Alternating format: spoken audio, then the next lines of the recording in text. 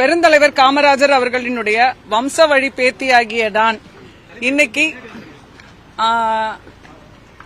ஐயா கர்மவீரர் அவர்களுடைய ஆசிகளோடும் அவர்களுடைய ஆத்மாவினுடைய பெரிய ஆசிகளோடும் கொள்கை தலைவராக அவரை தேர்ந்தெடுத்திருக்கின்ற இன்னைக்கு குடும்ப ஆட்சியை வேரோடு அறுக்கக்கூடிய ஒரு இளைய தலைவராக மக்கள் அத்தனை பேரும் ஒரு மாற்றத்திற்கான ஒரு தலைவராக இன்னைக்கு இருக்கக்கூடிய புரட்சி தளபதி நம்மளுடைய தமிழக வெற்றிக் கழகத்தின் தலைவர் அவர்களை சந்தித்து இன்று நான் கட்சியில் என்னை இணைத்துக் கொள்கிறேன்.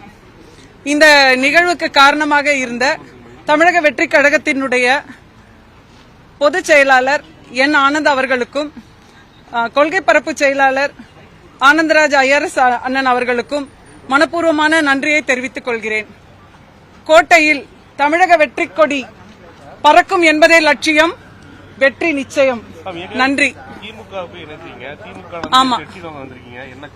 திமுகவில் 10 ஆண்டு காலமாக எந்த பொறுப்பும் இல்லாம தான் அதுல நான் பயணிச்சிட்டு இருந்தேன்.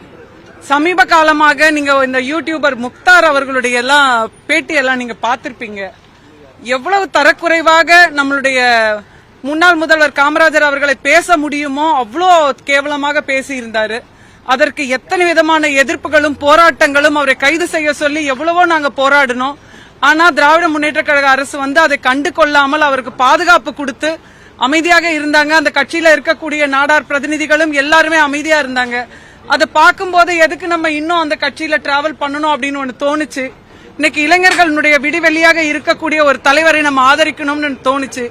அதனால ஐயாவினுடைய குடும்பத்திலிருந்து நான் விஜய் அண்ணாவுக்கு சப்போர்ட் பண்றேன். நன்றி.